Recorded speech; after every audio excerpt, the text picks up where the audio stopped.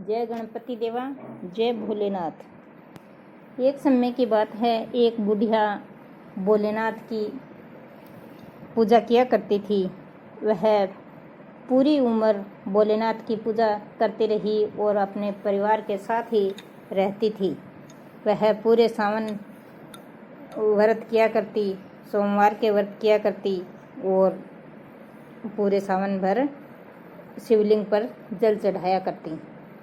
एक दिन काफ़ी समय बीत जाने के बाद एक दिन पार्वती जी ने कहा भोलेनाथ से कि हे भोलेनाथ, ये बुढ़िया बेचारी, और वह बुढ़िया आँखों से भी अंधी थी। कहती है पार्वती माता की हे भोलेनाथ, ये बेचारी अंधी बुढ़िया है और ये कब से आपकी पूजा कर रही है। आपको इसे कोई अच्छा सा वरदान देना चाहिए।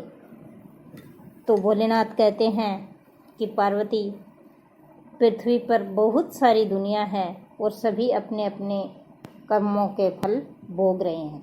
ये बुढ़िया भी अपने पिछले जन्म के कर्म भोग रही है।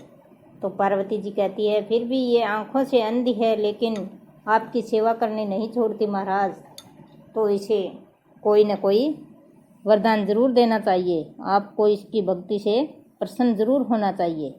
ये कब से आपकी सेवा कर रही है, अब तो इसके पिछले जन्म के कर्म कट गए होंगे। क्या अभी तक वो कर्म नहीं कटे? ये कब से सेवा कर रही है, आंखों से अंधी है, फिर भी मंदिर तक चल कर आती है। क्या आपको दया नहीं आती इस बुढ़िया पर? और अगर आप इस बुढ़िया पर दया नहीं करोगे तो मैं तो आपसे रूठ जाऊंगी। तो भोलेनाथ कहते हैं कि नहीं पार्वती जी, आपको ऐसा नहीं करना है। मैं इस बुढ़िया पर प्रसन्न हो गया आपके कहने से और मैं इसको कोई वरदान ज़रूर दूंगा। और भोलेनाथ प्रकट हो जाते हैं बुढ़िया के सामने और कहते हैं कि बुढ़िया, माँ आपकी सेवा से और आपकी पूजा से प्रसन्न हूँ, मांगो क्या मांगोगी। तो बुढ़िया बहुत ही प्रसन्न होती है और भोलेनाथ के चरणों में गिर जाती है और कहती है हे भोलेनाथ, आप मेरी पूजा से प्रसन्न हो, मुझे और क्या चाहिए। तो भोलेनाथ कहते हैं नहीं, मैं वर देने के लिए आया हूँ। अगर मैं तुम्हारे पास आ ही गया तो मैं कुछ न कुछ तो दे कर ही जाऊँगा। मांगो क्या मांगोगी। तो वो कहती हैं कि हे भोलेनाथ, मैं क्या मांगूँ, मैं तो तुम्हारे प्रकट होने से ही खुश हो गई, मैं धन्य हो गई और मुझे कुछ मांगना भी नहीं आता, मैं तो भोली हूँ। तो भोलेनाथ कहते हैं कि कोई बात नहीं, अपने घर जा कर के अपने परिवार से बात कर लेना, मैं कल फिर आऊँगा, कल मांग लेना।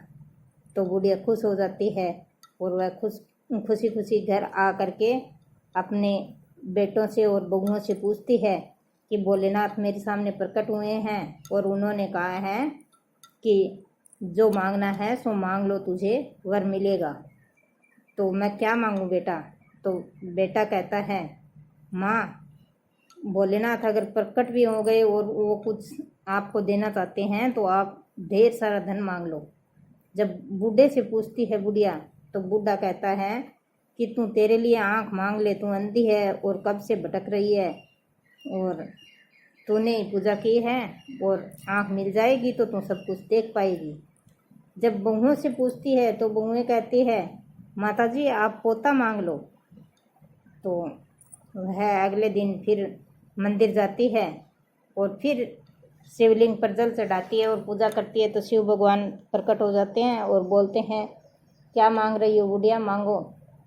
तो कहती है हे भोलेनाथ, मुझे मांगना ही नहीं आता, लेकिन आप कह रहे हो तो मैं मांग ही लेती हूँ।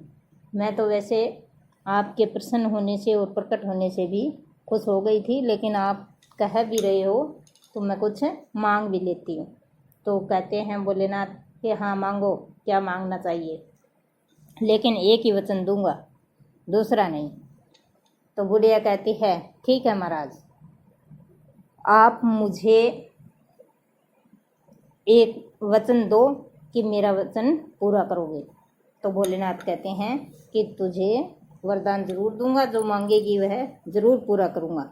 तो बुढ़िया कहती है कि मुझे ऐसा वरदान दे दो कि सोने की थाली में मेरा पोता दूध पिए और मैं देखूं। तो भोलेनाथ कहते हैं, अरे वाह बुढ़िया, तू तो कह रही थी कि मुझे कुछ मांगना ही नहीं आता, और तूने तो सब कुछ मांग लिया, तूने तो मुझे लूट लिया, एक ही वचन में सब कुछ मांग लिया। तेरे लिए आंखें मांग ली, और बहू के लिए बच्चा मांग लिया, और बेटे के लिए काफ़ी सारा धन मांग लिया, लेकिन मैंने जो वचन दिया है तुझे वह अवश्य पूरा होगा और तुझे सब कुछ मिलेगा। तथास्तु कह करके और शिव भगवान अंतर्ध्यान हो गई और बुढ़िया की आंखें खुल गई, और वह घर पर खुशी खुशी आई तो देखती है कि घर में बहुत सारा धन भी हो गया, और 9वें महीने उसके घर में पोता भी आ गया। तो सभी खुश हो गए और सभी भोलेनाथ की सेवा में लग गए। और अगर मेरी वीडियो आपको पसंद आई है तो लाइक शेयर सब्सक्राइब ज़रूर करें और कमेंट में जय भोलेनाथ ज़रूर लिखें। धन्यवाद मेरी पूरी वीडियो देखने पर।